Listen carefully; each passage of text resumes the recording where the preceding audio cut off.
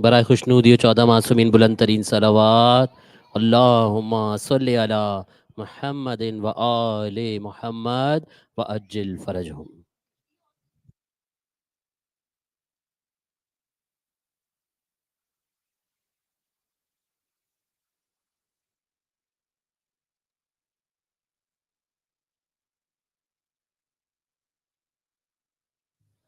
أعمال رمضان.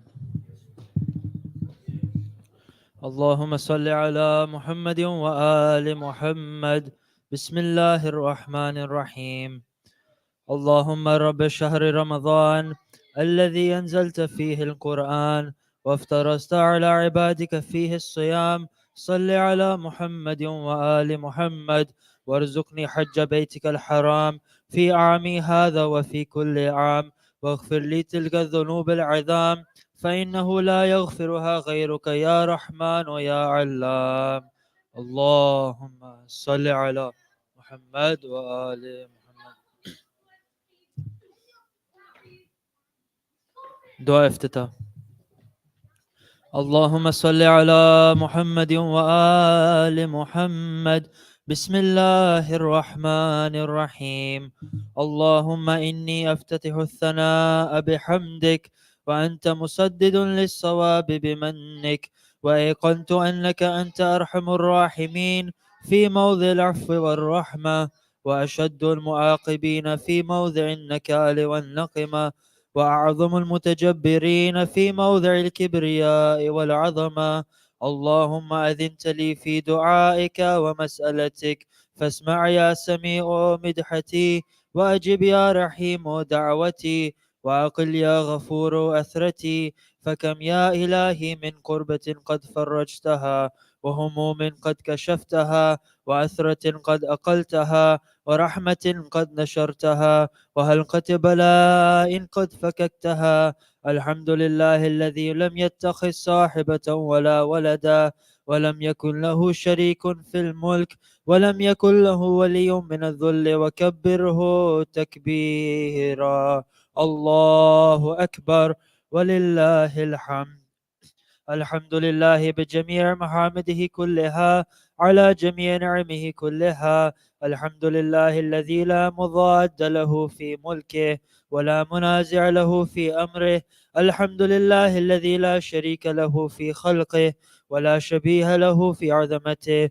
الحمد لله الفاش في الخلق أمره وحمده، الظاهر بالكرم مجده، الباسط بالجود يده، الذي لا تنقص خزائنه ولا تزيده كثرة العطاء إلا جودا وكرما، إنه هو العزيز الوهاب. اللهم إني أسألك قليلا من كثير، مع حاجة بي إليه عظيمة، وغناك عنه قديم، وهو عندي كثير، وهو عليك سهل يسير.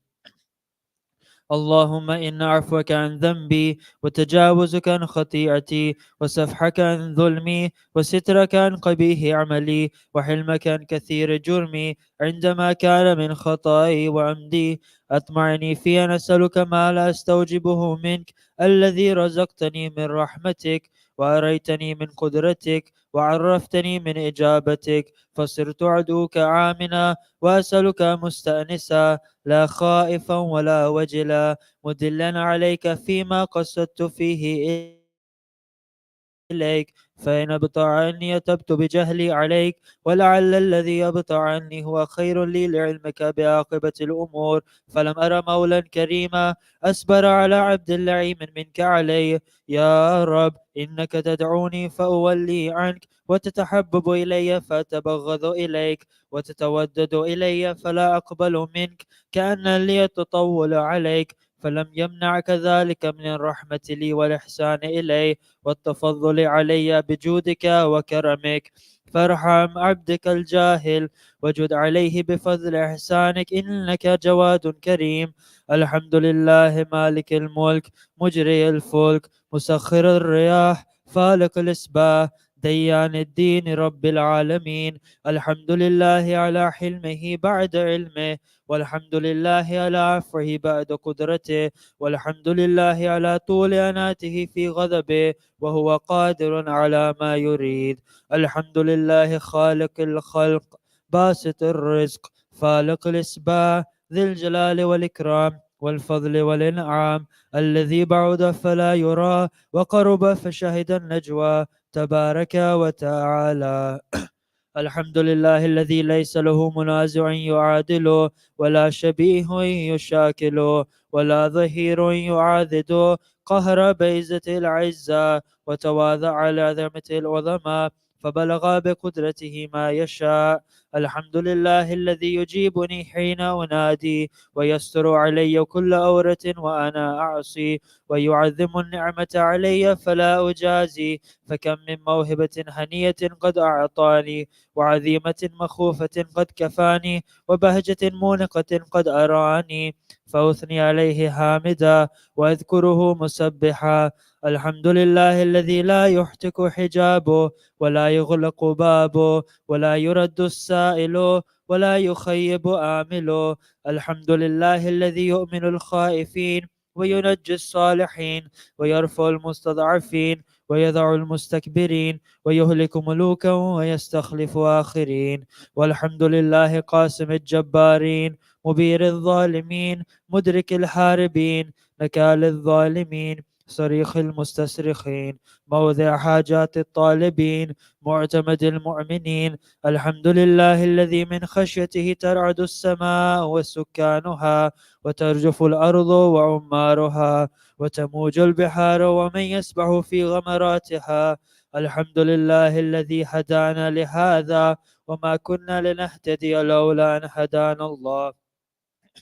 الحمد لله الذي يخلق ولم يخلق، ويرزق ولا يرزق، ويطعم ولا يطعم، ويميت الأحياء ويحيي الموتى، وهو حي لا يموت، بيده الخير، وهو على كل شيء قدير. اللهم صل على محمد عبدك ورسولك وأمينك وصفيك وحبيبك وخيرتك من خلقك، وحافظ سرك ومبلغ رسالاتك، أفضل وأحسن وأجمل وأكمل وأزكى وأنمى وأطيب وأطهر وأسنى، وأكثر ما صليت وباركت وترحمت وتحننت وسلمت على أحد من عبادك وأنبيائك ورسلك وسفوتك وأهل الكرامة عليك من خلقك.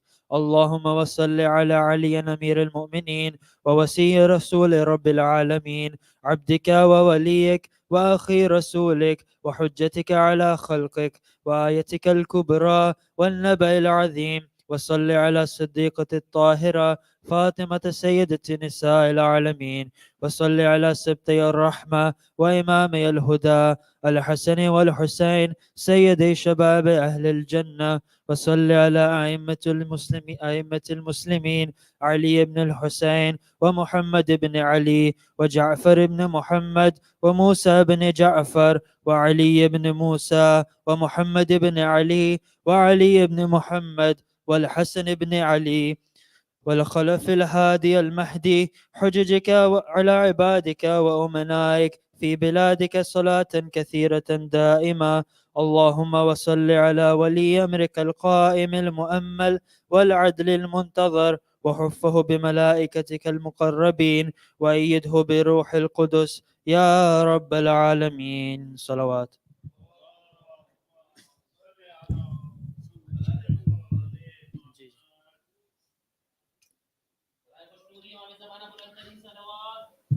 اللهم صل على اللهم اجعله الداعي إلى كتابك والقائم بدينك، استخلفه في الأرض كما استخلفت الذين من قبله، مكن له دينه الذي ارتضيته له، أبدلهم من بعد خوفه أمنا، يعبدك لا يشرك بك شيئا. اللهم أعزه وأعزز به، وانصره وانتصر به، وانصره نصرا عزيزا، وافتح له فتحا يسيرا، واجعل له من لدنك سلطانا نسيرا.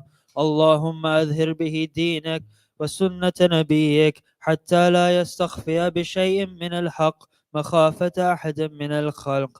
اللهم إنا نرغب إليك في دولة كريمة تعز بها الإسلام وأهله، وتذل بها النفاق وأهله، وتجعلنا فيها من الدعاة إلى طاعتك. والقادة إلى سبيلك، وترزقنا بها كرامة الدنيا والآخرة.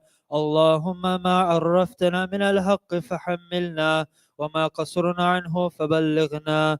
اللهم المم به شعثنا، واشعب به صدعنا، وارتق به فتقنا، وكثر به قلتنا، وأعزز به ذلتنا، وأغن به عائلنا، وأغض به عن مغرمنا، واجبر به فقرنا، وسد به خلتنا، ويسر به عسرنا، وبيض به وجوهنا، وفك به أسرنا، وأنجح به طلبتنا، وأنجز به مواعيدنا، واستجب به دعوتنا، وأعطنا به سؤلنا، وبلغنا به من الدنيا والآخرة آمالنا، وأعطنا به فوق رغبتنا يا خير المسؤولين وأوسع المعطين. اشف به صدورنا، وأذهب به غيظ قلوبنا، واهدنا به لما اختلف فيه من الحق بإذنك، إنك تهدي من تشاء إلى صراط مستقيم.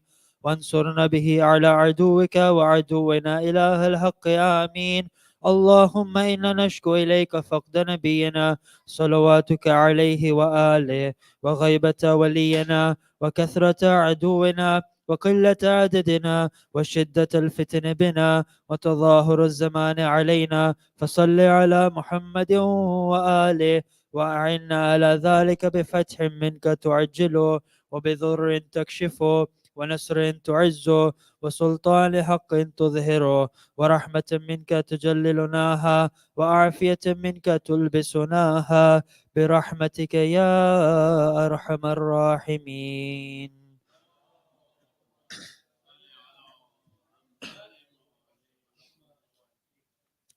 اللهم صل على محمد وآل محمد. بسم الله الرحمن الرحيم.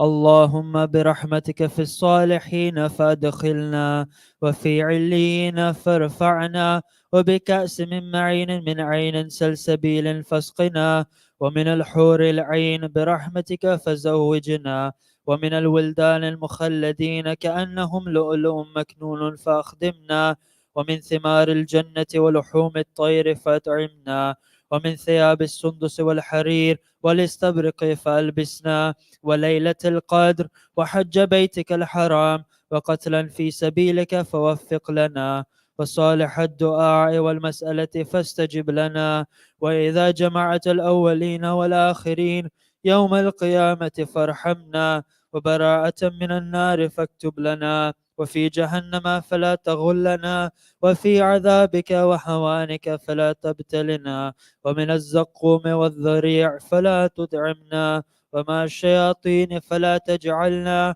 وفي النار على وجوهنا فلا تكببنا، ومن ثياب النار وسرابيل القطران فلا تلبسنا، ومن كل سوء يا لا إله إلا أنت، بحق لا إله إلا أنت، فنجنا فنجنا فنجنا. اللهم صل على محمد وآل محمد. بسم الله الرحمن الرحيم.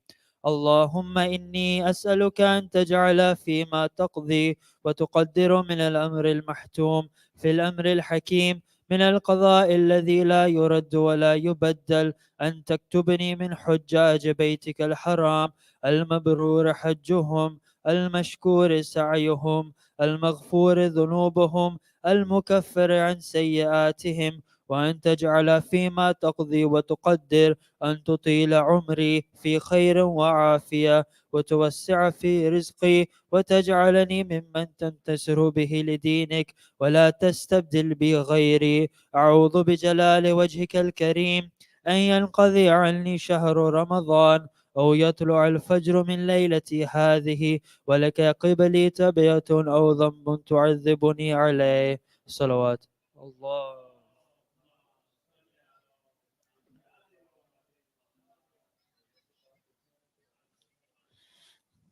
تحفة الصائمين page 142.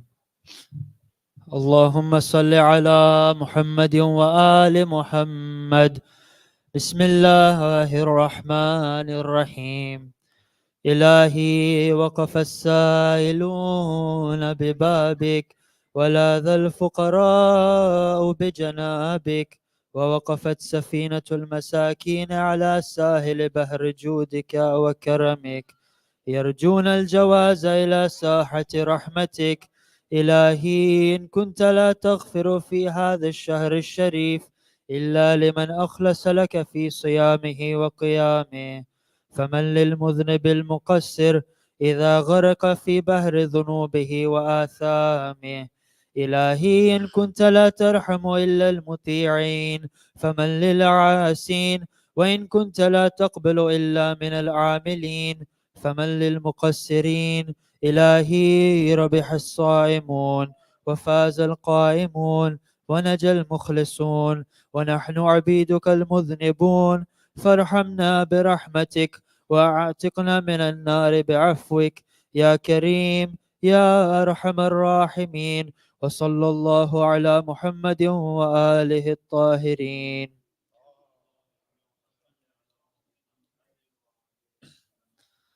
اللهم صل على محمد وآل محمد. بسم الله الرحمن الرحيم.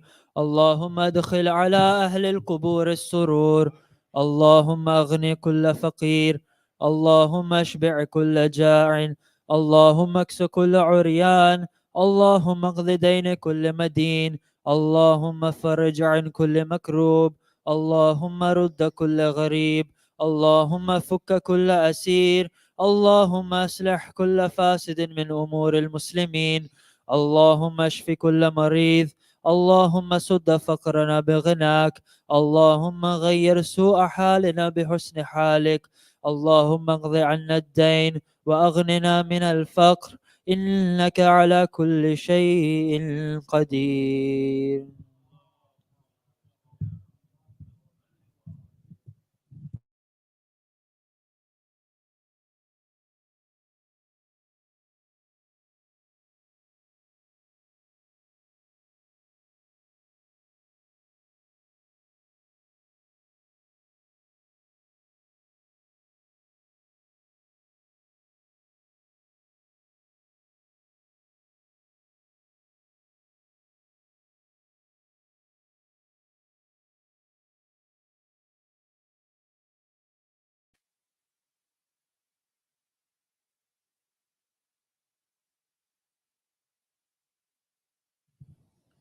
मोमिनीन आप लोगों से गुजारिश है कि तशरीफ़ रखें, थोड़ी देर में बस वर्कशॉप शुरू हो जाएगा।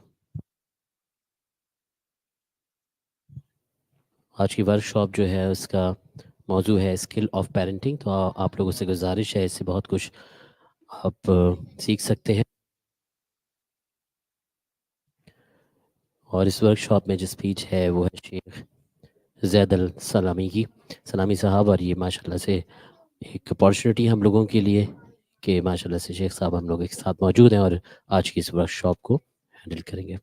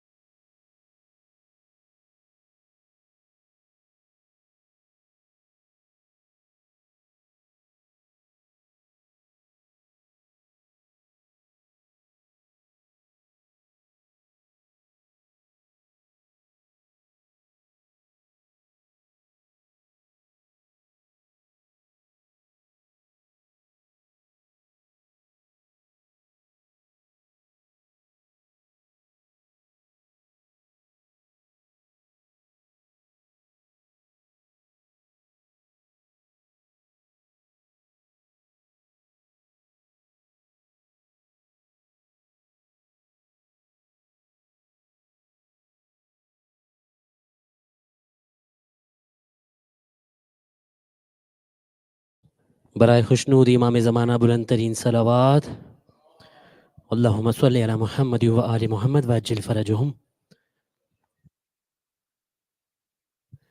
ख़वातीन से गुजारिश है इस तरफ आ जाए।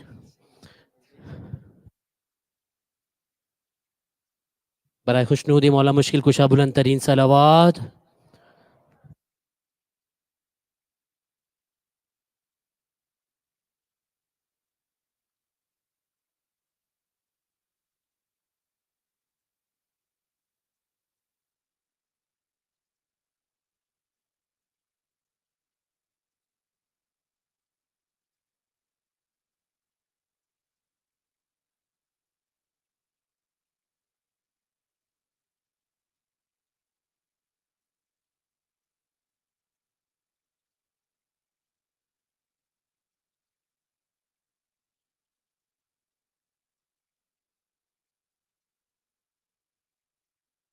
बराए खुशनूद मौला मुश्किल कुशा बुलंद तरीन सलावात।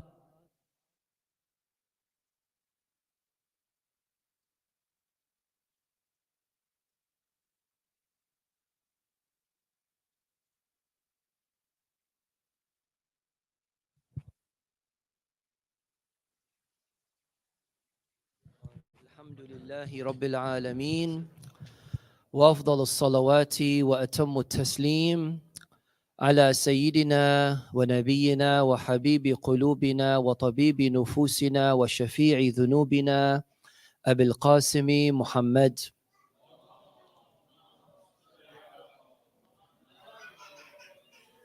وعلى آل بيته الطيبين الطاهرين المعصومين الذين أذهب الله عنهم الرجس وطهرهم تطهيرا. اللهم صل على محمد.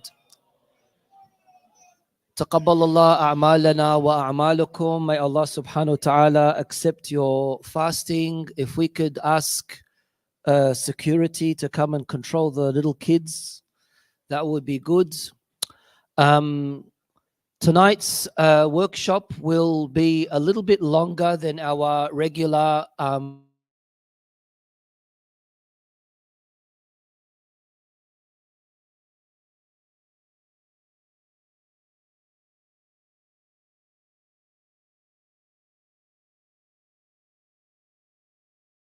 of you teenagers, young adults.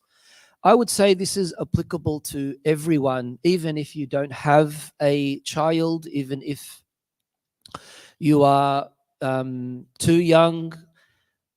Everything I would say that I will be sharing with my brothers and sisters tonight are going to be applicable because we are all somehow involved with family members. We're all somehow interacting with people around us. We have siblings, we have relatives, we have neighbors, and therefore it really is important to pick up on this skill. And I stress on the word skill because unfortunately the biggest problem that we can see in our society is the assumption that raising of children and dealing with people around us is something inherent within ourselves, and it's not something that you necessarily need to learn. No, it definitely is a skill that we need to put effort in, that we need to invest in, that we need to try to make sure that we learn as much as we can, either through reading and studying and researching, or through participating in programs, courses, workshops, or at least putting some kind of investment into this area. I was reading a book from one of our esteemed ulama, and a question was directed at him where someone had asked him, when do you think we should start focusing on the tarbiyah, on the raising of our children? And the answer that he got was 20 years before they are born. 20 years before they are born. The major problem that many families, many parents are guilty of is they come to realize the importance of learning the skill of raising themselves and raising their children at an age where the damage has already been done, at a time where not much can be salvaged from how this son, how this daughter has evolved into. And that's why the approach that we need to take is we need to be focusing on raising our children even way before they are born. And if we were to do this, we would be more selective with our spouse. We would be more careful with who it is that we marry. We would be careful in what location we live in. We would be more careful in the tone of voice that we use, in the way that we conduct ourselves in the presence of others, even before we've thought about having children. The first and foremost issue that we know when it does come to, are they loud or is it just me? Am I too sensitive? Okay. I think we need security for the adults as well, not just for the kids. Something that is obviously very, very important is when it does come to raising of children, when they're at a young age, it's difficult, but it's easy to manage. The critical age is the adolescent age, the tween age, and the teen age. From just before hitting 13, that's the teen age, is from 13 to 19, right? And just before that, the tween age, the age of 10, 11, and 12, until becoming a young adult. Now, this age is critical because there are so many things that are happening to this young boy, this young girl, that are natural to them in their physical development, but also things happening to them on a mental, on an emotional level. And that's where it becomes very difficult to read a teenager. You as an adult tend to forget that you went past through this same phase in your life. But when you are dealing with a teenager boy, dealing with a teenager girl, you tend to forget that there were so many things happening, rushing through your mind, so overwhelming as far as your emotions and your feelings. It was very difficult for you to even be able to express yourself. Sometimes the way that you express yourself is also not commonly acceptable by you yourself, should you rewind the tape and see how it is that you reacted in that particular situation. That's mainly because of these mood changes, or mainly because of all of these things that are happening to you as a teenager simultaneously, all at once. And this is why, even when it comes to Ahlul Bayt alayhim salam and the narrations mentioned by Ahlul Bayt, they talk about this age of fityah, this age of chivalry, this age of the shabab. Always you come across narrations from Ahlul Bayt where they say, Ya ma'shar al-shabab, O clan of youth, O young people, Of course, in the Holy Quran, there's also reference to that in regards to the people of Ashabul Kahf, the people of the cave.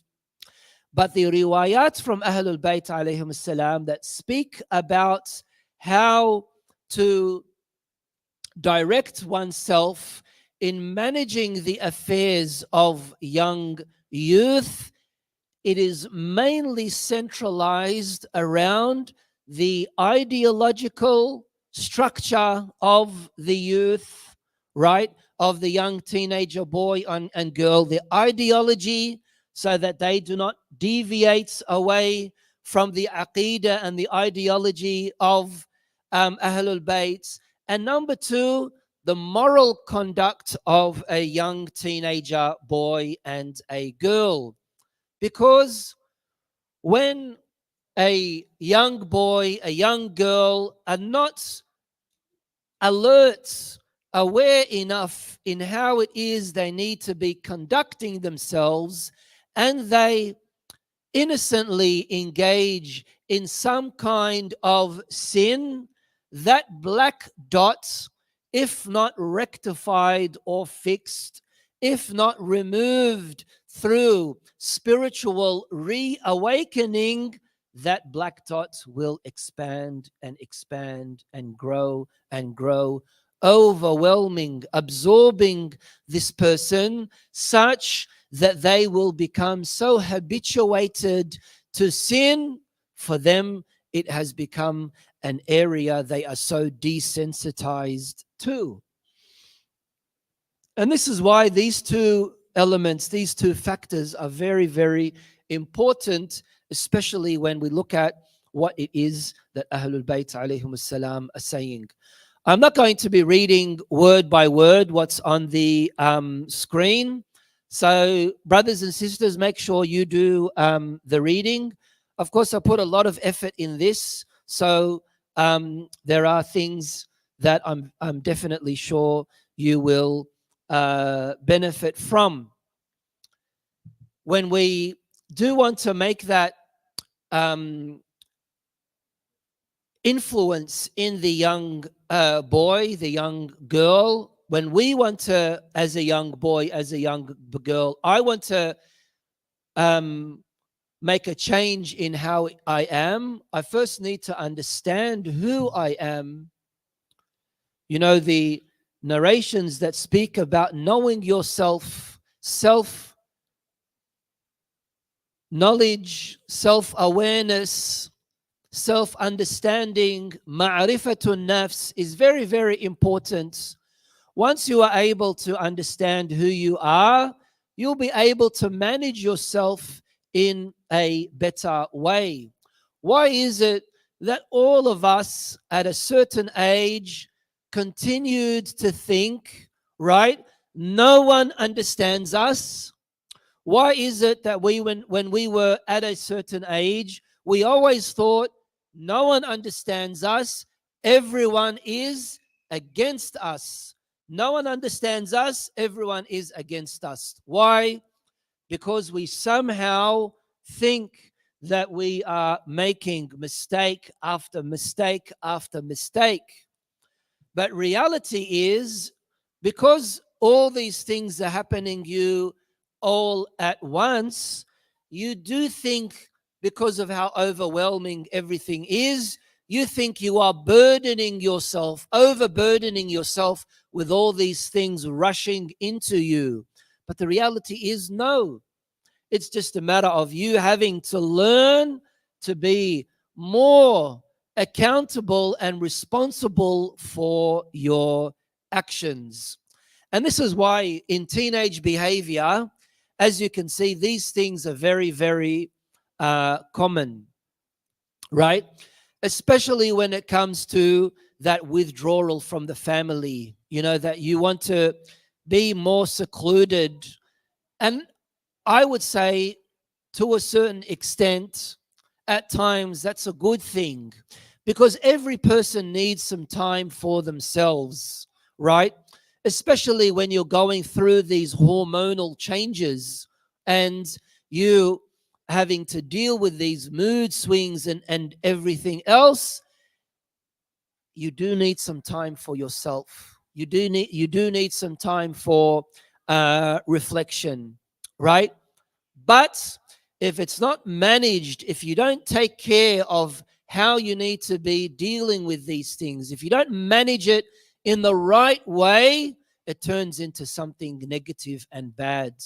Which is why here I write that one of the issues is that young teenagers start to develop sibling rivalry, which isn't good, because somehow you are comparing yourself with your fellow sibling. Somehow you are more pressured by your parents than your sibling, maybe because you are older, maybe because you are less responsible, maybe because you really need to have more guidance than your fellow sibling. And it's not a matter of, you being targeted by your parents.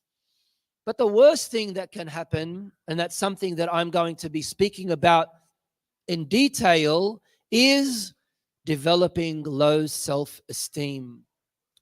If the family structure works in such a way where a person's emotions are not catered for, not in the spoiling sense, of course, but a person's emotions are not catered for, right? Then that will develop into a lot of mental health issues, low self-value, low self-esteem, and that is probably the worst crisis that we have in today's society. And of course, one way of how this happens is when reprimanding and criticizing becomes so common, that every single thing this son, this daughter does, you're criticizing. Every single thing that happens, there's something that you have to say.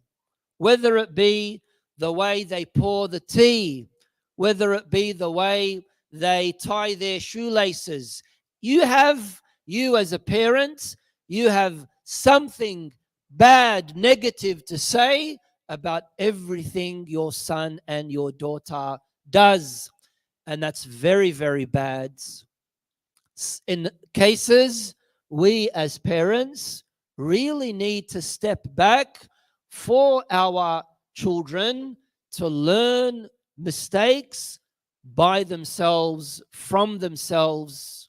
Sometimes you know that there is a pit right there in front of you that your son, your daughter will trip and fall down. Sometimes it's good for you to just step back and let that happen to them. Why? Because they will get up and they will be stronger. Which is also why we need to, pick up on these certain skills. I do a lot of camping. So one of the things that, instructors usually teach is, for young children, try not to hold their hand too much. Try not to hold their hand too much, especially if it's in rugged surface, in areas where there are rocks, for example, and climbing and hiking and things like that. Why is that? Because they need to subconsciously depend on their own judgments in where it is that they step. They also need to start relying on their own way of how they need to balance themselves. And that's why there are people who get older and they're still very, very clumsy. And that's also because you don't really have that level of strong balance that is required and necessary. Of course, in the issue of teenage behavior and how we need to understand these kind of things, there's a problem of the increase in the usage of social media, wanting to hide things, wanting to not share particular information. All of these things are really, really common and normal, but you have to know how to deal with it. Why isn't my son talking as much as he used to? Why is my daughter lying? She used to never lie when she was a young child. It's a different phase now. It's a different phase. Have you not heard of the narrations from Ahlul Bayt alayhim salam about the 3-7 phases, that the child for 7 years is a king, 7 years a slave, 7 years a minister, 7 years you leave them, 7 years you discipline them, and 7 years you befriend them. These things, again, are all handed down to us from Ahlul Bayt alayhim salam. Can we ask the brothers to either join us, or is it rude if I say go outside?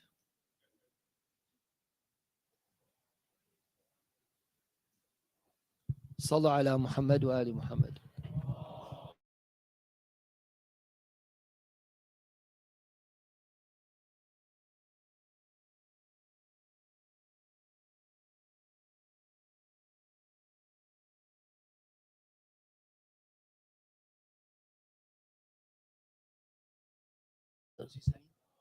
Oh. Okay, let's ask ourselves these questions, right? And by the way, the worst parent is a parent who says, Alhamdulillah, I'm doing a good job. Sorry to say that. The worst parent is a parent who's overconfident. We all need to learn.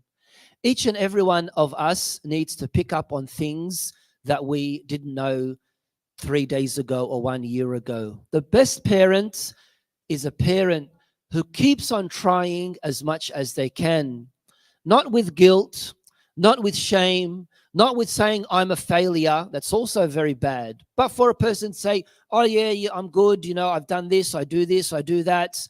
I don't find anywhere wrong in what it is that I am doing to my child. That's a very wrong mindset, because in a lot of cases it probably means that you are in a level of denial. There's an Arabic saying where the saying is al-qird bi'ayni ummihi ghazal, which means a monkey in its mother's eye is a deer.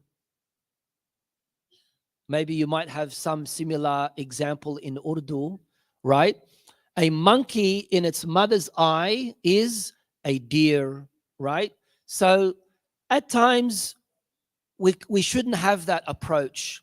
We always need to make sure that we look at things not with negative eyes, with critical eyes. How can parents balance their parenting authority when it comes to things like privacy? Every person is entitled to privacy. How do you do that? Do you allow your son to lock his bedroom door? Do you allow your daughter to have a password on her mobile phone? Do you give your son this? You yourself, do you allow this? And all these other things that, of course, are really, really important for us to evaluate and look into.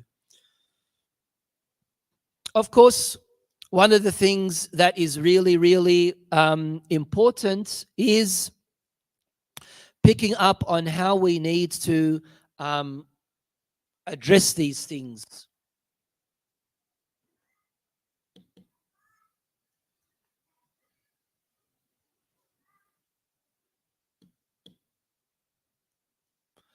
Next, can we have Allahumma salli ala Muhammad. Muhammad. Anyway, can someone come and... It's not changing. The slide isn't changing, Hajj. Okay, good. So communication is really, really important. And of course, when it does come to communication, your tone of voice plays a very important role. Should you be soft? Should you be loud? Should you be over assertive? Should you be giving minute details in your instructions? Is micromanaging good? Is being a helicopter parent, if you've heard that expression, is that a good thing? Right? How do you deal with them? Do you deal with a young child just because the young child is a little bit smart or intelligent? Do you deal with them older than their age, or do you deal with them at their age? If it's an older teenager, do you speak to him or her the same way as you speak with a younger child? This is, of course, really important in how we need to approach these things. The beginning, I'm just throwing out to all of you many questions. So these are all questions for you during our session, inshallah, to think of, to contemplate of, and hopefully, inshallah, we will be able to address all of them. I mentioned how much do we need to be involved in our children, and how much privacy do we need to have.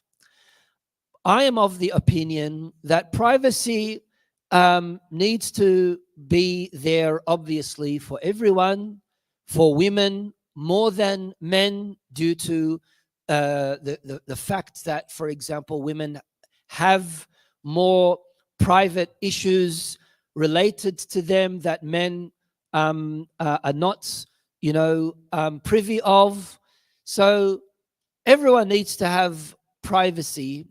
But as a child, are you entitled to a level of privacy that absolutely nobody needs or is entitled to know of? Definitely the answer here is going to be no.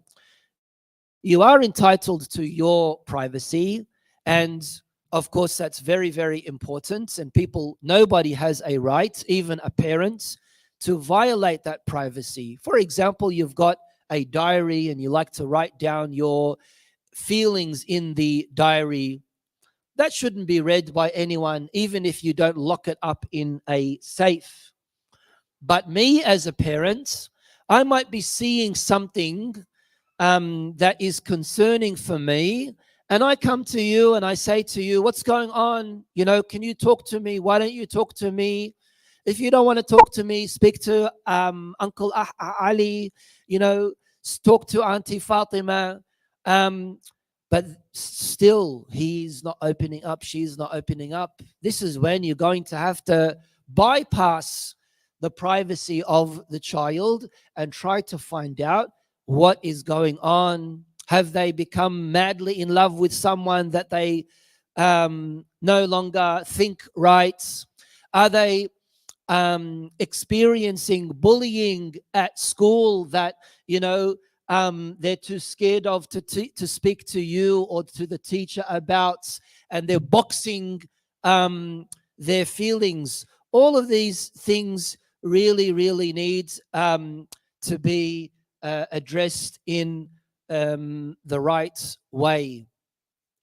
Even when it comes to having a mobile phone, I'm going to be speaking about that in detail, but I would say, and this is something that you as a parent can share with other parents, inshallah, in our interaction that we have, I would say the worst decision for a parent is to give a child a mobile phone under the age of 15 or 16. I don't believe a child is of that level of maturity for them to be able to have a mobile phone of any sorts. Mobile phones have made our lives easy, but they've also made our lives miserable. Is it not something that I'm sure many of you have experienced, that if you don't answer the phone in the second or third ring, right, the first thing that rushes to mum's mind or dad's mind is you've been run over by a car, you've been kidnapped and they're selling your kidney in the black markets, or something of really, really bad, negative kind of, just because you were probably in the bathroom or probably busy with work or school or something like that. So although we think that mobile phones have made our lives easy,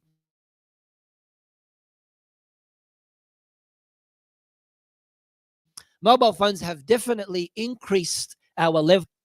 Once upon a time, you just have to wait until your family member comes back home from school or work.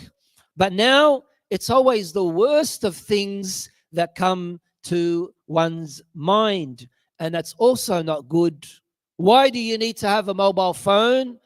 Oh, because I need to contact mum or dad if I need to get back home early, or if I have after school work, or if I got a detention, or if the train is late or the bus is late, or any of these things. How disastrous is it that in today's society, probably 80% of children, of students, are dropped off and picked up every day in their lives, right? There's no such thing as catching buses and trains. And a'udhu billah, for a young 13, 14, 10-year-old boy or girl to be walking, because that's going to be the last of life. And that's also something really, really important that we need to address. People of my age and older, do you ever remember being dropped off or picked up when it comes to going to school or coming back home? No, nothing happened to us. I was never kidnapped, but I became a stronger person. I became more independent. I became more confident. I knew how to deal with strangers. I knew how to cross the road by myself, right? We are instilling fear in our children. Another question, and I was talking about this with some of my brothers a few days ago. How many kids do you see in the streets, running around in the streets and playing on bikes and scooters and things like that these days? Very rarely. It's very rare. In our days, the streets were full of kids. And it's because of two things. Number one, screens. And number two, fear. Fear of parents. In a lot of these cases, the kids would love to go out and adventure and do a lot of things, but it's the parents that are creating this unrealistic fear in the minds of the children. And that's also something that is very, very counter productive. Why do I say mobile phones should not be given to people under the age of 15? Because you still have 1,000,001 things to experience in that best age of your life, instead of being so paranoid with your mobile phone and obsessed with your mobile phone. One of the worst addictions that exists today after social media is mobile phone usage. It's a third hand that people have, and that's also very, very unhealthy. So when it does come to these kind of things, we, of course, have to manage all of these things all at once. You're not going to be given a chance, an opportunity. All of these things are going to be thrown at you all at once, whether it be your privacy, whether it be how you deal with your emotions and the issues that you have with your family members, learning about privacy boundaries and managing conflict, and also how to manage your feelings and your moods and your emotions. That is really, really important, because I said thrown at you all at once, simultaneously, all happening simultaneously, spontaneously. What are you doing with your family, with your community, with your school, with yourself? All of these things are happening to you all at once, and it's really, really important for you to address them. And parents need to also be extra alert. Parents always need to be one step ahead all the time. All the time. If there are things that you start to be worried or concerned about, you have to know, we have to know how to deal with them. We have to know how to deal with them. Some can be dealt with in a very diplomatic way. Some can be dealt with need to be dealt with in a swift, harsh way. Some of them need to be dealt with through external intervention and help. Because me as a parent, sometimes I need to ask someone else to come in and have a talk to my son, come in and have a talk to my daughter. Mainly due to the fact that a son, a daughter, has a level of respect to the parents that they don't want to open up about absolutely everything. So you as a parent always need to have an external parent system. What do they call it? A godfather, a godmother, someone who you can rely on, who can come in and step in. Do these things necessarily need to happen for you to need to take measures? No. Sometimes you have a feeling. If you have that feeling, act upon it. Because in most cases, parents and their instinctive feeling, in most cases, parents and their instinctive feeling turns out to be right. So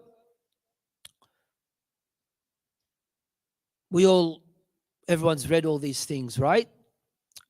And these are things, of course, that could be of different levels, you know. Who broke the plates? That is a lie, right? But something of a worse lie is when, for example, the person does something illegal, does something haram, you know, and tries to cover up with it. So a lie is a lie. But how do you deal with a plate being broken and him saying it wasn't me that broke it? And how do you deal with him, for example, doing something that is illegal or haram and saying to you that no, I didn't? I'm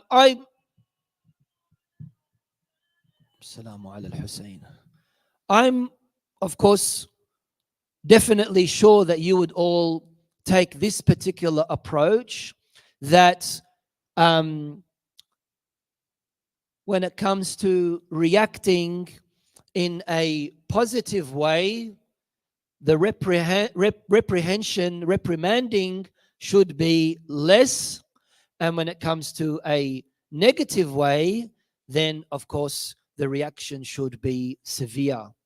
What I mean by this is good should always be rewarded, bad should always be punished, right? He broke a plate. He told a lie. that needs to be punished. He broke a plate. He told the truth, that needs to be rewarded. Why is that not rewarded? Oh, good on you, you broke a plate. You know, Afarin, you broke a plate. No, you broke a plate. You know, you need to be careful. Don't do it again. It was a mistake, obviously. It wasn't intentional, but need to be more careful, right? That's it. Carrying on with your with the rest of your day. Because if he tells the truth and is punished, he tells a lie and is punished, that becomes very, very confusing, doesn't it? So he's going to say, whether I tell the truth or whether I tell a lie, I'm going to get punished. That's very, very confusing, isn't it? So this is, of course, based on the hadith from Ahlul Bayt alayhim salam that says, Al-najatu fi-sidq. Salvation always comes about through being truthful. So whenever you tell the truth, it will get you in the right direction. And we have to instill that in the minds of our selves and our children. What kind of parent are you? This is, of course, a very common way of how we can analyze the different methodologies of parents.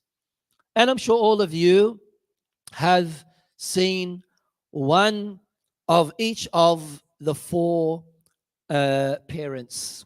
So I'd like to ask, on the sister side, who do you think, what parent do you think is the worst, and what parent do you think is the best?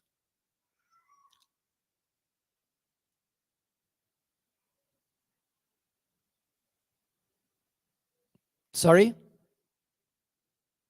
Which one's the worst? Uninvolved. Okay. And the best?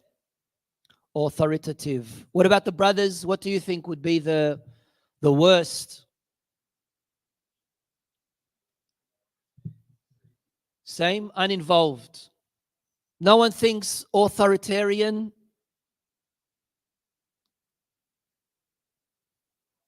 Yep, you think authoritarian? Yeah, well, that's what authoritarian is, isn't it? It's becoming a Saddam Hussein. It's becoming a Fir'aun, right? I don't know. I would say uninvolved is bad. It is bad, but authoritarian, it really breaks the child. It really breaks the child. That kid doesn't have anything anymore. He can't function. He or she can't function anymore because he's degraded and humiliated that person so much that the person doesn't even have any self-value because he's always being slapped down. An uninvolved parent says, oh, it's up to you. You want to do what you want to do. You want to go to school. You don't want to go to school. You want to do this. You don't want to do that. You want to vape. You don't want to vape. It's up to you, right? This kid turns out to be very confused, but at least has a sense of self-value. Whereas an authoritarian parent, unfortunately, and we see a lot of this, dictatorial parents. There's a hadith from Rasulullah sallallahu alayhi wa alihi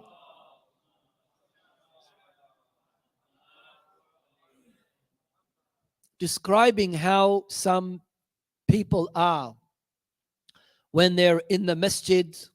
MashaAllah, the first person to help with spreading out the sufra.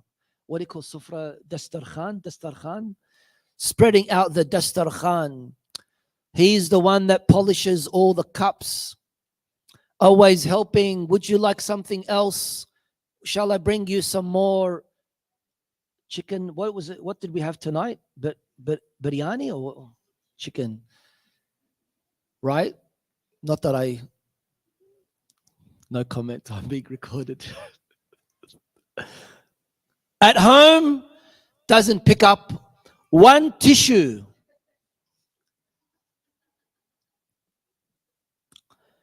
In public, smiling, happy. At home, grumpy, angry. At home, he really is a Fir'aun. And we do have those kind of people, unfortunately, where they become so authoritarian in their homes. The child, the son, the daughter wants only one simple opportunity for them to be able to flee and run away. And that's why I say, and a lot of times, we really don't know what's going on in so many houses around us behind closed doors, right? And unfortunately, when it does come to this issue, we can see in our communities, in our Asian, Middle Eastern communities, we've, in cases, developed a double standard, two personality kind of life. You're somehow one personality at home and a different personality at the mosque, at the work, at school. At school, you're a gangster boy. You're an Eshay. Do you have Eshays here in Melbourne, or? Yeah, you do, or is it just in Sydney? We have any Eshays here? Are you Eshay? You are? What kind of shoes do you wear? TNs? Ah, see, you gotta be an Eshay if you wear TNs. At school, they're gangster, troublemaker, right? At home, angel. Angel. This is something that we need to be aware of. We need to make sure that we evaluate ourselves and our children in public and also in private as well. This is just a repetition of the 4 types of parenting, but this has examples, right? Calvin, can you read the examples? What was your name? What? Zayan? Oh, I thought it was Calvin. All right.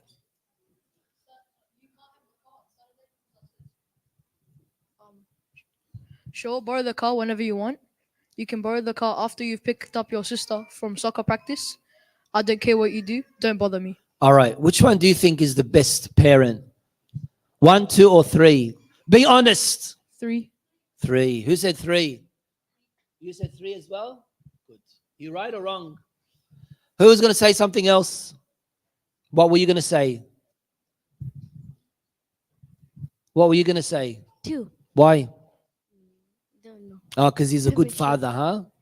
Huh? Yeah, take the car whenever you want to. Okay. This is why when it comes to parenting, and this, addresses, what was your name? You forgot? What? Muhammad Ayan. So Muhammad said number 2, which is pretty much you can take the car whenever you want to. So a question that we really need to ask ourselves is a good parent a parent that tells you or allows you to do absolutely everything? Is that a good parent? No, that's the worst parent. Is a good parent a parent that doesn't allow you to do anything? No, that's also a very bad parent. A parent is one who lets you do things based on what is going to benefit you, and doesn't let you do things based on what you should not be doing. Just because there is something that you want, it doesn't necessarily mean that it is something that you need, right? That's why there's a difference here between needs and wants. Who needs an Xbox 2? What's the latest Xbox? Is it 2 or what is it? XXX? Where'd you get that from, man? Is that like a Melbourne thing? PlayStation 5, is that the latest one? All right. Do you need a PlayStation 5 or do you want a PlayStation 5? Who needs a PlayStation 5? Put your hand down. There's a difference between needing. Oh, my doctor came. Doctor. My doctor came. Assalamu alaikum, doctor. Dr. Saab. He's ignoring. Why is he ignoring me?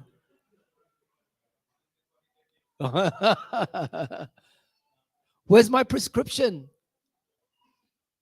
I haven't even finished with my antibiotics. You're giving me more medicine. Come on.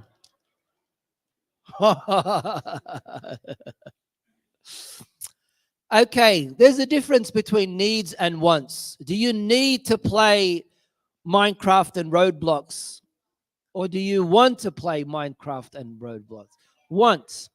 So, me as a parent, sometimes I need to tell you that there is a difference between what you need and what you want. And I am responsible to teach you something to prepare you for the real life.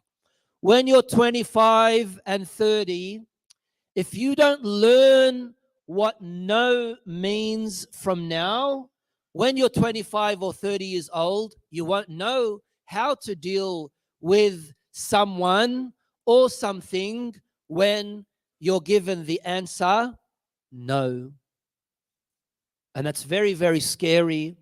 And that's what ends up, some person ends up becoming a narcissist person, a zalim, an oppressive person, a tyrannical person, a selfish person, a self-centered person, because all they're thinking about is what they want, not caring about what it is that they need.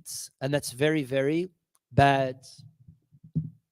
What about responsibilities and chores and duties? It's really important for us to learn responsibility. How many of you younger boys and girls, we don't have a lot of girls here, but a lot of boys, mashallah, how many of you fix and do your bed every day in your life?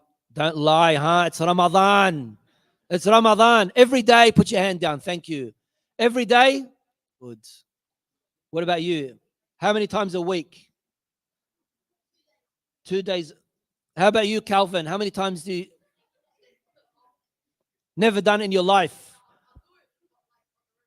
Rare occasions. See? Yes. Mashallah alaik. Mashallah alaik. Learning responsibility is really, really important. My kids, from a young age, I would make them in the nighttime to take the rubbish out. Number one, it's teaching them simple, basic responsibility of being someone who contributes to basic chores in the house. Number two, don't be scared what's happening in the nighttime. Monsters, they don't come out on the weekends, only on weekdays, right? You don't need to be scared of the dark. Don't be scared of the dark. These things are really, really important. I got rid of them a few weeks ago, chickens, and at home, for two reasons. Number one, to feed them the leftover food that we have, because I'm very sensitive with leftover food. And number two, teach kids responsibility in how to deal with a living animal, right? Feeding them in the morning, getting their eggs, making sure that they have water, cleaning the area, and all of these things. You tell them once, you tell them twice, right? Then you step back and you monitor them from a distance, and you see they really take this responsibility passionately. These are things that we need to really, really be focusing on. Do you not agree with me? That's not what I say, but a lot of people say this nowadays, that there are so many kids that have higher levels of ADHD and this issue and this and that issue and this illness and that illness and allergies and all these other things.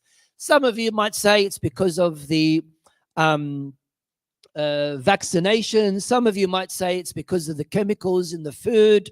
Whatever reason it is, we're dealing with people in a different generation. And that's why there is a hadith it's a hadith attributed. I personally, in my research, I found out that it does have issues with it, and I don't kind of like endorse this narration attributed to Imam Ali alayhi salam, but it's commonly said that don't raise your children the same way as you were raised, because they were born in a different generation, right? That's, of course, something that we can look at from a positive side, and also something that we can see from a negative side, because I believe in tradition, and in human tradition, it never changes. It's always continuous. Yes, there are different things that we need to deal with. In my time, in the middle of a majlis, kids wouldn't be doing this, right? All these kids in the middle of the majlis doing this, and you're talking about Imam Hussein, and you got kids doing this all the time. And the parent, I didn't get not one of them, didn't I? I'm trying to get at least one of them. See, we've got one here. Can't do it. And the parent is sitting right next to him. The parent is shutting the kid up by handing over the mobile phone. How many people have you seen are guilty of that? I'm going to talk about addictions very, very soon, but that's a very big issue. A very big issue. Do your homework and you can watch TV. Do your homework and you can play games. Who thinks that is a right approach? Put your hand up. Keep your hands down, kids. I'm talking to the adults now. Are you an adult? Yeah, you got a beard. Is that a right approach or wrong? Right. Why? Explain. Explain yourself. So for my little brother, what I do is initially I just tell him that if he needs something, he needs to earn it. Sit down, boys. If he needs something, he needs to earn it. So if he does his homework, he can get the Xbox, he can get whatever he wants. So I think that's a perfect approach. So I completely agree with what you're saying, but I think it's a very wrong approach. Who thinks it's... Sorry? Yeah. Yeah. So, yes, that's right. What I would like to say about this approach is that we should never allow something like a game or television to be the final goal of reward, right? I would say you can sit down and game and watch television for half an hour or an hour and then go off and do your homework, right? What am I doing by doing this? Even though maybe one of you would say, well, that's pretty much the same thing, isn't it? But I'm saying no. One is stop with that box because I'm going to throw it outside. One is that I am giving one thing and the reward of it is something that I don't really like, I don't really agree with, right? The other approach is just live naturally. Your homework needs to be your final objective. Subconsciously, we should not allow ourselves to be treated with the reward of screens and gaming. That is very, very mentally damaging. And that's why I am saying here that we need to adjust and readjust some of the things that we say because of how much of an impact it has on our sons and on our daughters, right? And this is, of course, why when we do have an issue or a problem and how we need to be dealing with it, right? It's very important to understand the right, healthy approach. Should it be censuring someone, reprimanding someone, screaming at someone in front of other people, right? Or should it be in private, right? Should it be in a soft tone? Should it be in a stern tone? What kind of approach do we need to have? I think that is really, really important. And that's why a good parent is a parent that gives limits, makes the boundaries clear and not gray, right? And encourages independence. What I mean by making the boundaries clear, for example, what you would like to apply onto your child, you need to apply onto yourself. You're telling your child to get up and pray, right? But you yourself regularly pray late when you come back from work. You're not giving off a good image, and you're definitely not setting a positive example. I always say that as parents, we should never pray in our rooms or away from everyone. We should pray in the middle of the hall.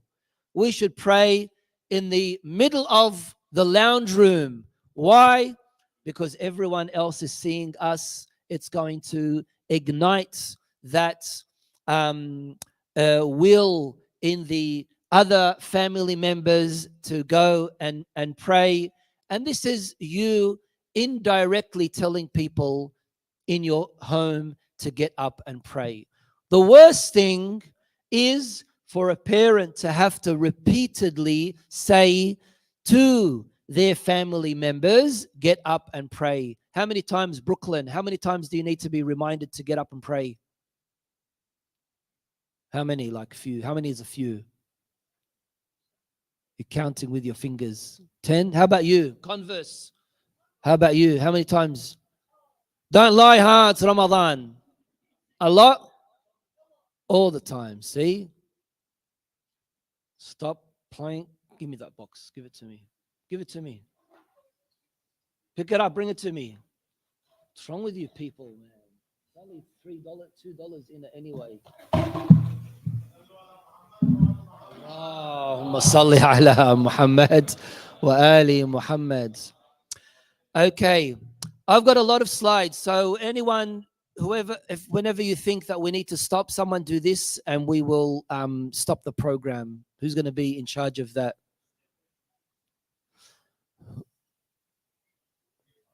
Ahsan, you're going to be in charge of that, or you're the notorious person?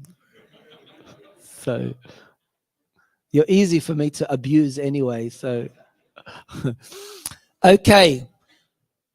This is going to be really good because teens who are raised by good parents, positive parents. And when I say good parents, I don't mean cool parents. I mean parents who are serious, parents who are really, really focused on bringing out the best of their son or their daughter by making sure that the son, the daughter is good at school, always engaged with others, more respectful, being more responsible, and everything else. That's why when it comes to I'm going to just rush through these very quickly. When it comes to how we are able to assist with a child in who has, for example, low self-esteem. Sorry, I think that's a girl without hijab, but she's non-baligh. So, yeah. Being available, read them out. Brooklyn, read them out for me. Brooklyn, read them out.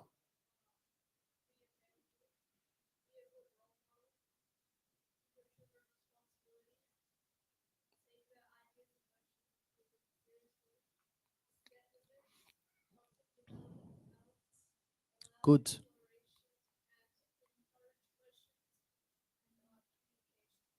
Very good. And this is why when we want to make sure that we have that sense of how to create a religious identity in ourselves and in our family members, we really need to ask ourselves these questions. We need to make sure that we have answers to these questions. And they don't come easy. They come as a result of putting efforts. Alhamdulillah, you have a madrasa on Sundays that's been going on for years. I remember probably about, I don't know, about maybe 20 years ago when Panjatan was, the school was here in the center. I came here a few times and taught, probably about 20 years ago maybe. And that's very good, right? That's where you will be able to get answers to these particular questions. A few times I spoke about addictions, and addictions are never good. Addictions are never good. Even what you think could be a good addiction, like being too religious, right, is also not good. We have to make sure that we have moderation in absolutely everything, right? There are mental illnesses that have been added to psychological studies that didn't exist before, right? There are diagnosis of a lot of physical problems and illnesses that didn't exist before, like how many kids have neck problems because of their screening, looking at the screens. How many kids have eye problems? Game addiction is a common addiction, unfortunately, nowadays. In some places, some of these gamers, they wear nappies so they don't miss out on the gaming that they are going through, right? It's probably funny for us, right? But really, it is an addiction, right? These kids, you see them as zombies, 10 hours, 11 hours, 12 hours, right? And the parent is happy. Why is the parent happy? Because the parent doesn't need to take them out to soccer or cricket. The parent doesn't need to worry about them financially. The parent can't hear any noises in the house. Gaming. But that's the worst thing that can happen. Am I against gaming? No, in moderation. I don't allow my kids to game. But if you want to game an hour, 2 hours a week, fine. But a mobile phone of a parent being full of games, and then later on, when things hit the fan, and when your child has 1,000,001 problems, you're going to be blamed because you were the one that gave them the green light. Another psychological, mental illness or addiction is what they call selfitis. Have you heard of selfitis before? Have you heard of selfitis? Taking too many selfies. Really, I'm serious. I didn't make this word up. Selfitis. It's a marav. It's an illness. right? Converse, read that. Yeah. How many converses do we have?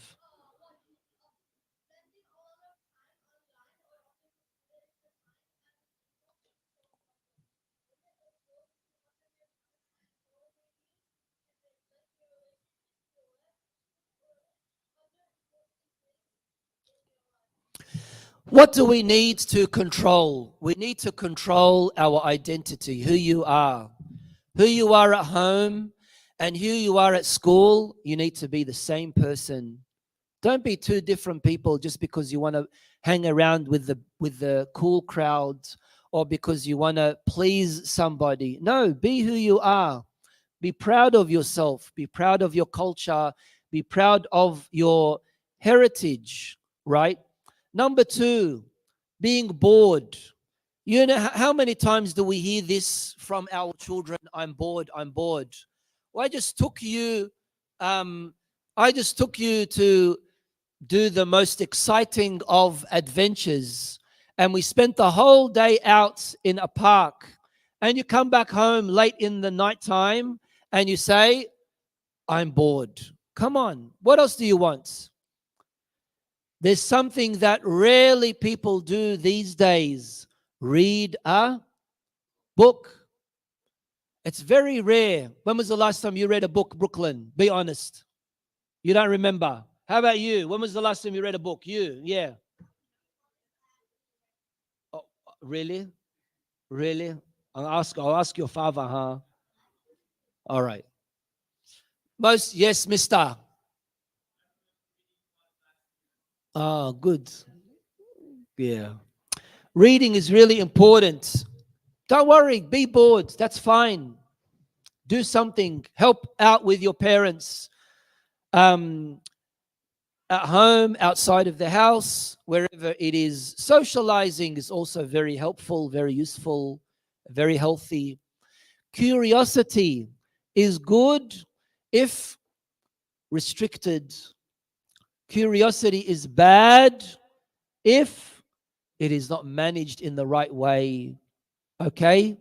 And this is where I need to speak about something that is very dangerous that exists in every household, and that is internet access and curiosity of a young teenager, boy or girl, wanting to see things that, out of curiosity, innocent curiosity, that is very, very harmful and very dangerous. Naked images, haram things that are there. We have to speak about that. We have to tell our family members and people around us, because one of the worst plagues of today's society is porn addiction. And unfortunately, especially in our own Muslim countries. So we have to address this. We can't keep on being shy and not talk about these things, because that is the one thing that will drain you from your spiritual, moral self. It will drain you. It will drain you. You won't have anything on your inside anymore other than Iblis. This is why it's really, really important. I want to talk about other addictions very quickly, right? Number one is drug abuse, drug addiction. And we all think that that is, innocent, it's normal. It starts with smoking shisha and then pan. Is pan good or bad? And then having that thing that they put in the lip, whatever that's called, niswar, and then it's good with fire. It's good when it's lit on fire. Yeah. And then other things and other things. Don't worry.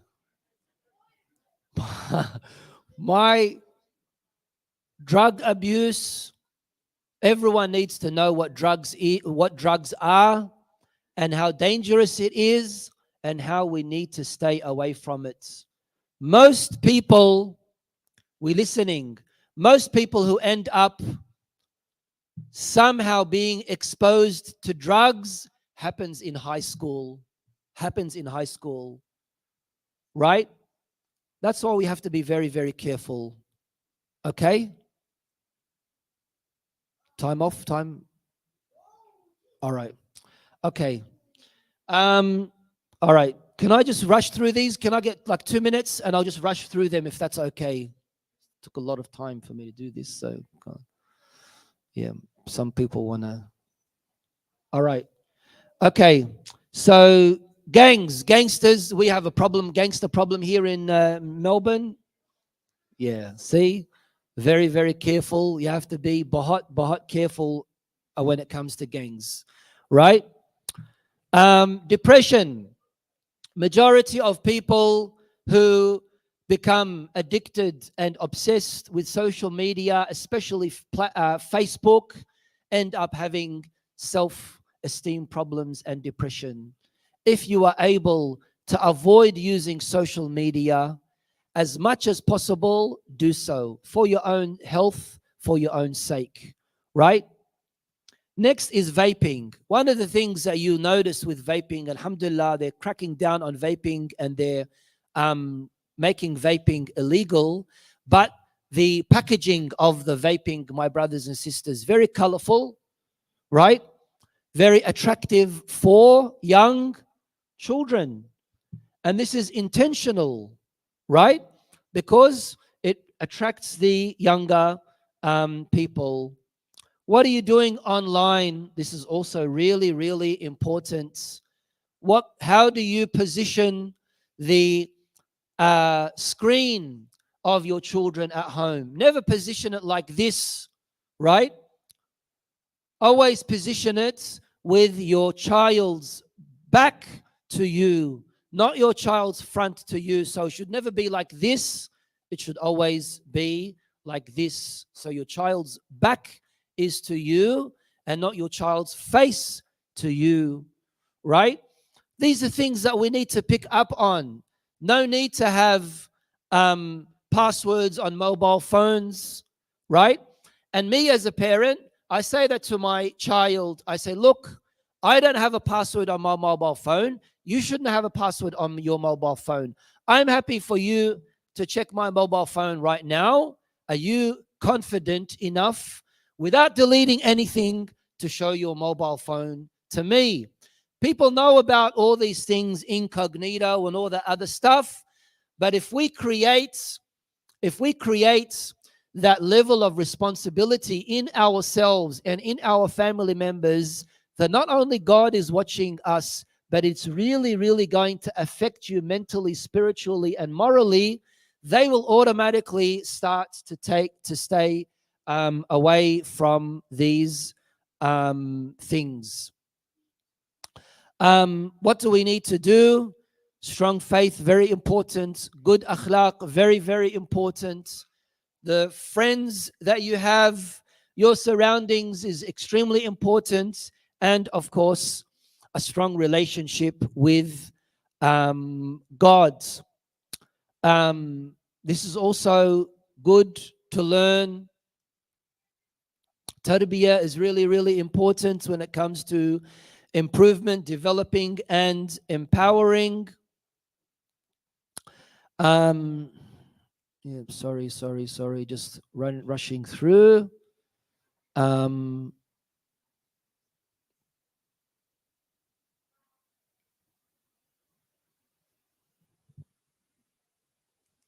Okay, that's a verse I wanted to speak about. I think we will leave it at that. Walhamdulillahi Rabbil Alameen. Wassalatu wassalamu ala Sayyidina Muhammad wa alihi tahirin.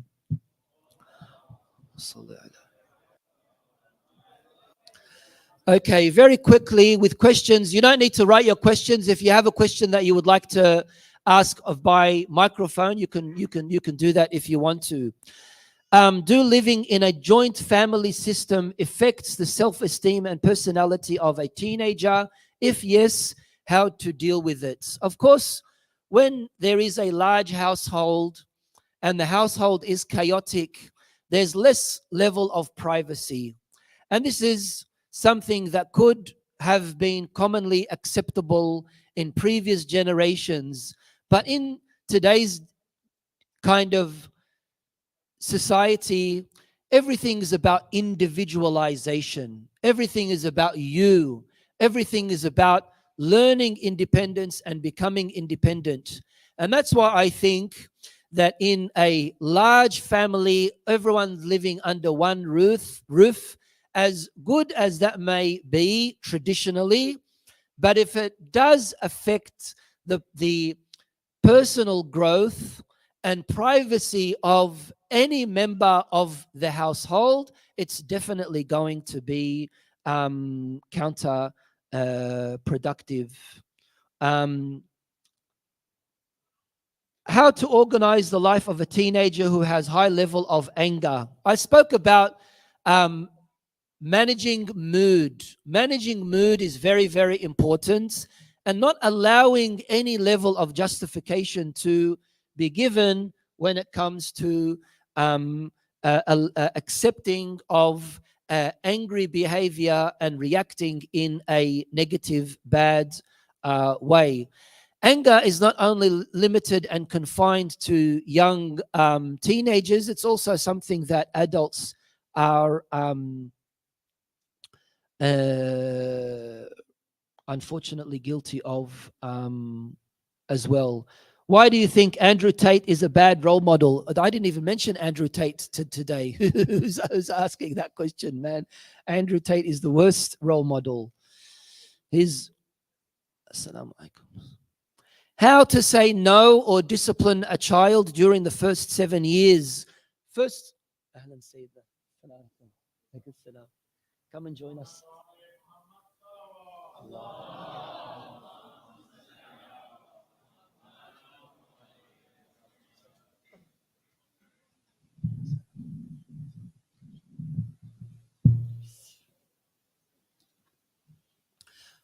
When it comes to the first 7 years, definitely it's not the case that you don't do any disciplining. No, there has to be disciplining with children at the first 7 years, but it's not direct, strict disciplining. It's all about indirect discipline. So it's about speaking with them based on the mental capacity that they have, not giving them something beyond more than what it is that they are able to mentally comprehend at that particular age. So the 777 rule that we spoke about, that we've derived from Ahlul Bayt alayhim salam, definitely does not mean that in the 7 first years there's no discipline, there's no tarbiyah. No, that's not the case. And even in the third 7 years and onwards, we have to discipline ourselves and our children all the time. We have to be on our children all the time, as strong and as possible, but making sure that we deal with it based on their mental comprehension and that capacity that we have. Any brothers have any questions? These are all from the sister side. Is it about Andrew Tate or?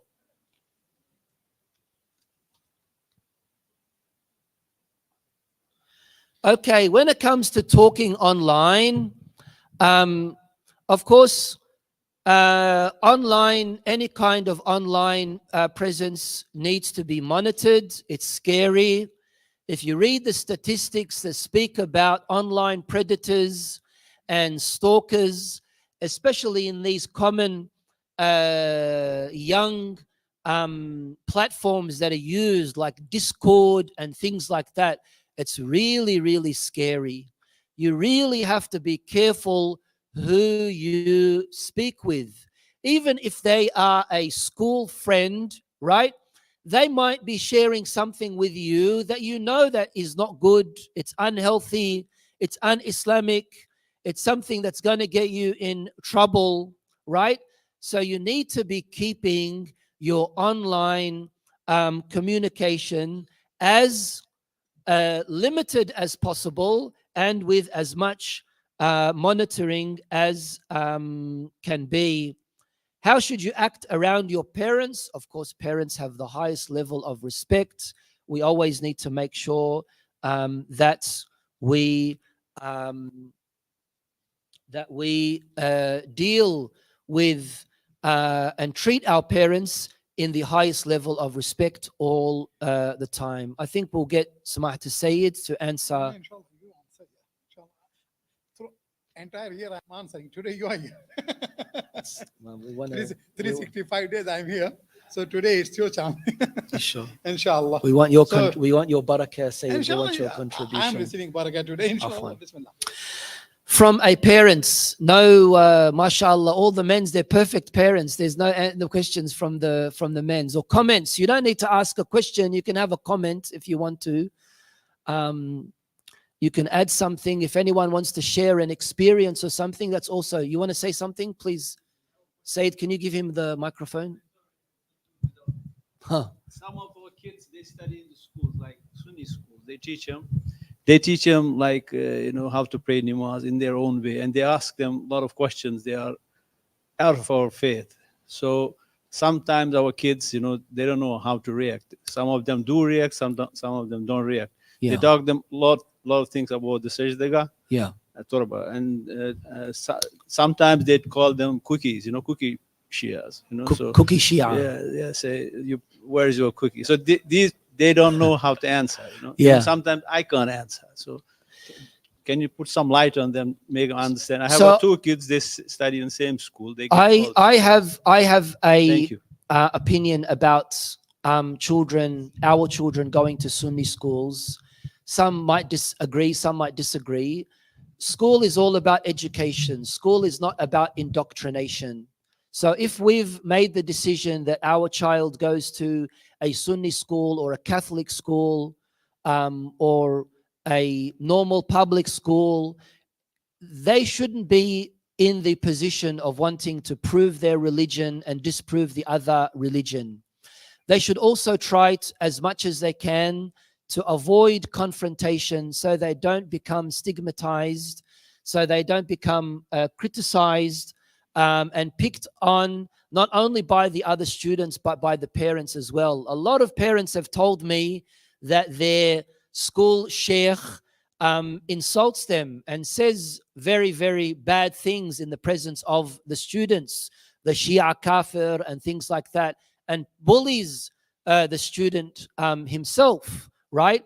So don't take a turba, a sajdagah to school.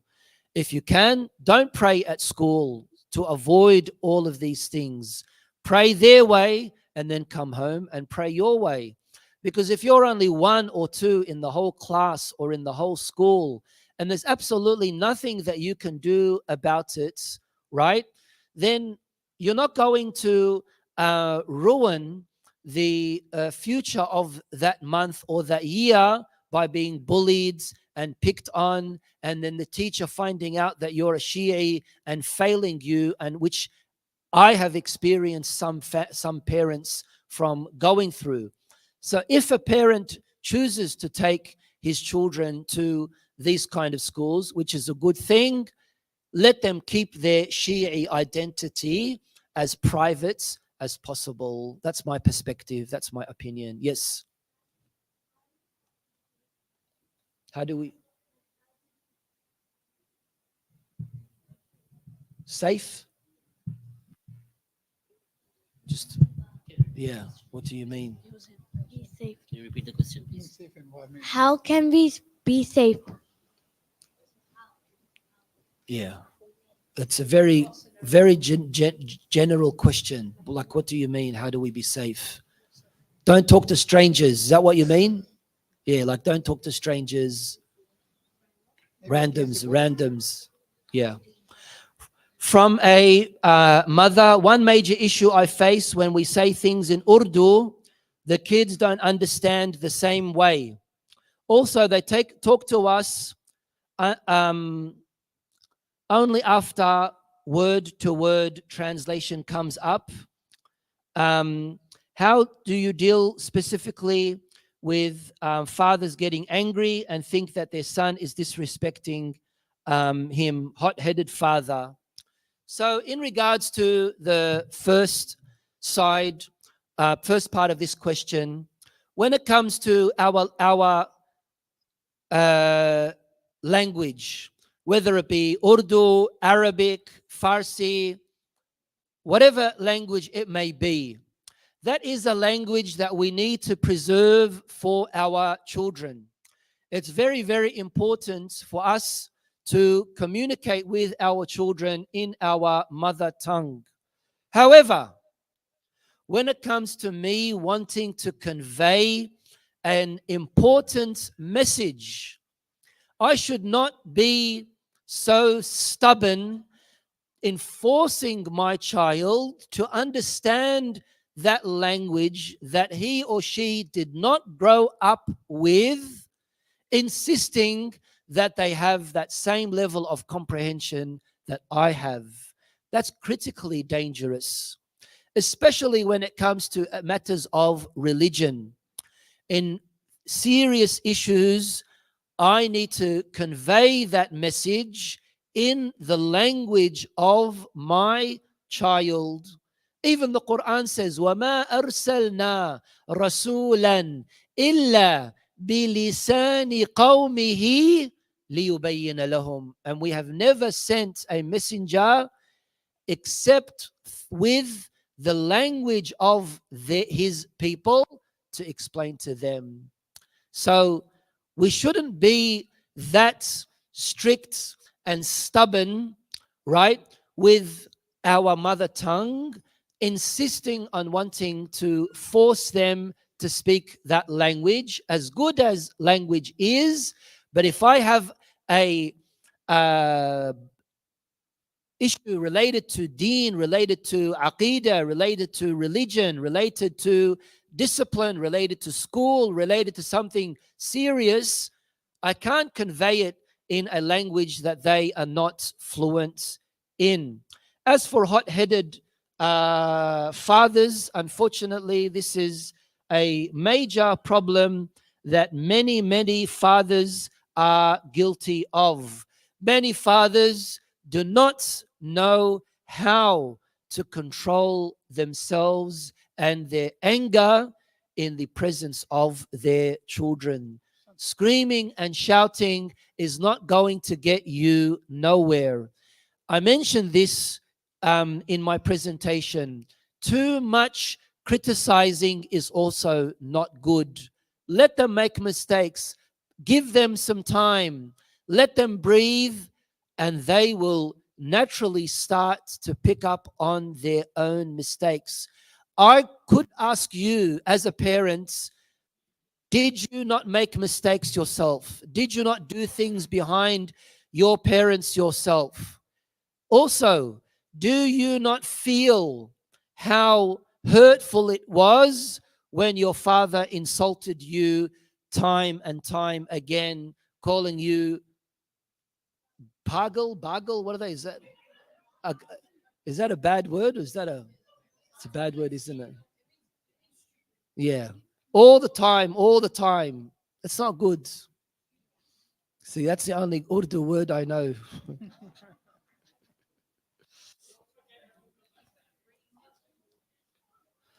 Okay, so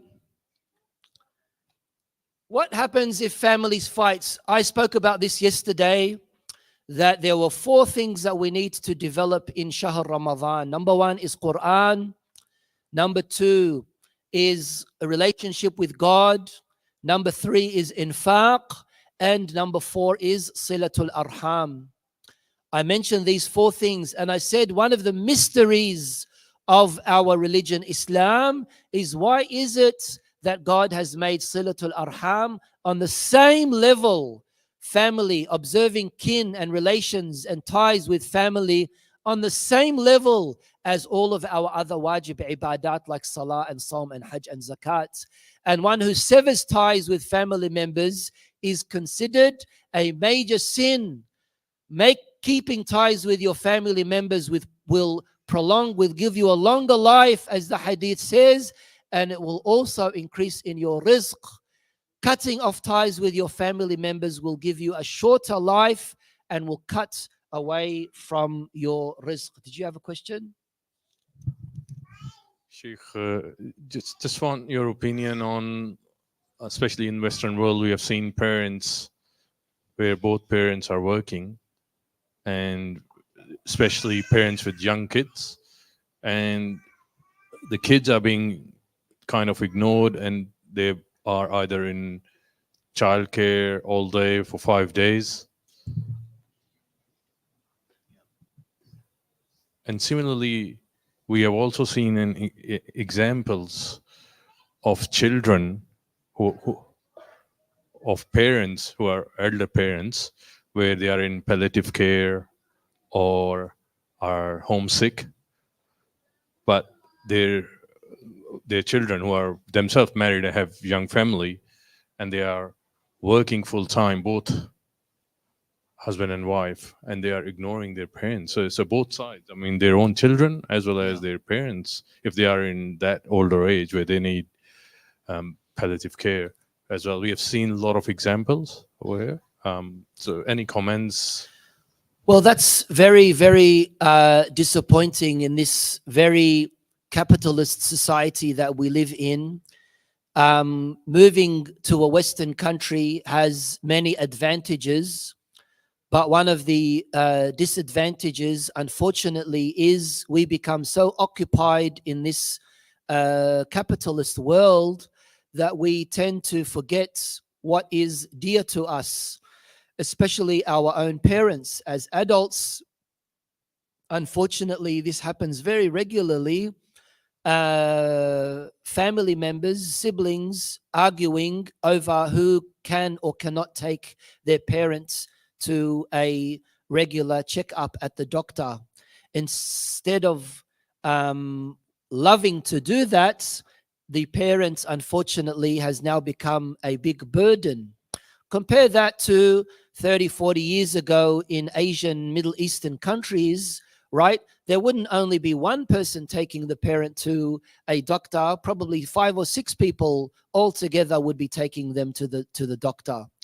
And this is the capitalist society that we live in, that sacrifice, that ultimate sacrifice that we are making is not only, unfortunately, letting go of our values and our principles as far as the integrity of a household, but giving a mother a greater burden, not only in raising the children, which it in itself is a full-time job, but her having to go out and earn a living so she and him can meet up to the requirements of repaying the finances for the mortgage. That's devastating. That's sad. And that is definitely affecting households and children. I've been informed that we have to finish with the program. I do have more questions that are left, but it's nearly 11 o'clock and you all got school tomorrow. Yeah, what do you got? Yeah, see, so you got school tomorrow, Ba'ad. You got school tomorrow. So probably we'll have to postpone this for next Friday, inshallah.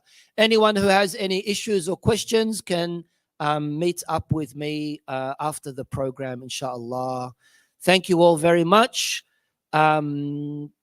Let's stand up for ziyarah. Sallu ala Muhammad wa ali Muhammad. متوجه زيارة. السلام عليك يا أبا عبد الله، السلام عليك يا ابن رسول الله، السلام عليك يا ابن أمير المؤمنين، السلام عليك يا ابن فاطمة الزهراء سيدة النساء العالمين ورحمة الله وبركاته. السلام عليك يا غريب الغرباء، السلام عليك يا معين الضعفاء والفقراء، السلام عليك يا شمس الشموس وأنيس النفوس، السلام عليك يا مدفون برز التوس السلطان العربي والأجم وأسيران كوفة شام ورحمة الله وبركاته. السلام عليك يا صاحب العصر والزمان، الأمان الأمان الأمان. السلام عليك يا شريك القرآن، السلام عليك يا إمام الإنس والجان، أجل الله تعالى فرجك وسهل الله تعالى مخرجه وزهورك ورحمة الله وبركاته.